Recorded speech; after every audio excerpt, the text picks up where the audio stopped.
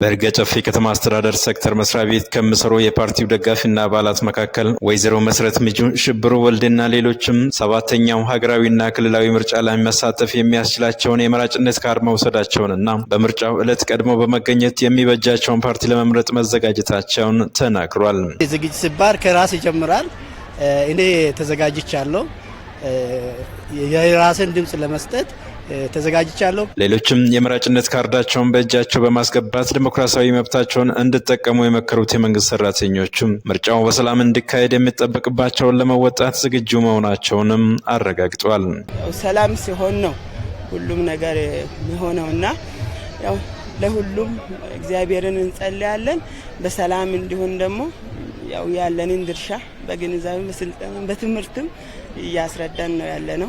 የይርጋ ጨፌ ከተማ አስተዳደር ብልጽግና ፓርቲ ቅርንጫፍ ጽሕፈት ቤት ኃላፊና የመንግስት ዋና ተጠሪ አቶ አብርሃም ሆርዶፋ ብልጽግና ፓርቲ ከትናንት ስህተቱ የሚማር የዛሬውን እውነት በውል የሚገነዘብና የነገይቱን የተሻለች ኢትዮጵያን ለመገንባት የሚያስችል ጠንካራ ዲሞክራሲያዊ ስርዓት ለማበጀት እየጣረ ያለ ፓርቲ መሆኑን አስረድቷል።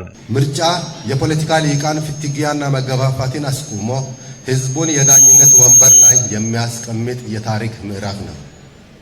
ጥላቻን በውይይት ልዩነትን በመቀራረብ መከፋፈልን በሐሳብ አንድነት የምንተካው የምርጫ ሳጥን ላይ በምናስቀምጠው ድምጽ ነው።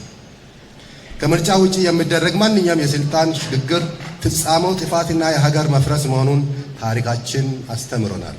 ጠንካራ ዲሞክራሲን ለመገንባት ሁነኛ መፍትሄ ከሆኑ ጉዳዮች መካከል ምርጫ አንዱና ዋነኛ መሆኑን የጠቆሙት አቶ አብርሃም ሁሉም ሰላሙን ነቅቶ እየጠበቀ የመራጭነት ካርዱን በእጁ እንዲያስገባም አሳስቧል። የይርጋ ጨፌ ከተማ አስተዳደር ከንቲባ የሆኑት አቶ ብዛየው ታደሰ በበኩላቸው ፓርቲው የሀገሪቷን ፖለቲካዊ፣ ማህበራዊ፣ ኢኮኖሚያዊና ዲፕሎማሲያዊ ጫናዎችን ለማቃለል በርካታ አመርቂ ተግባራትን ማከናወኑን ጠቅሰው ብሔራዊ መግባባትን ለመፍጠር ሀገራዊ የምክክር ኮሚሽን በማቋቋም ለሀገራዊ አንድነት አበክሮ እየሰራ መሆኑን አስረድቷል። ፓርቲያችን ባለፉት 7 ዓመታት በፖለቲካ፣ በኢኮኖሚ፣ በማህበራዊና በውጭ ግንኙነት በርካታ ድሎችን አስመዝግቧል። ብሔራዊ መግባባትና ወንድማማችነትን ለማጠናከር እንደ ሀገር መግባባት ያልቻልናቸው አጀንዳዎች ለመፍታትና እውነተኛ ህብረ ብሔራዊነትን ለመገንባት ብሔራዊ ምክክር ኮሚሽን በማቋቋም ዘላቂ ሰላምና ሀገራዊ አንድነትን እንዲፈጠር ፓርቲያችን በትኩረት እየሰራ ይገኛል።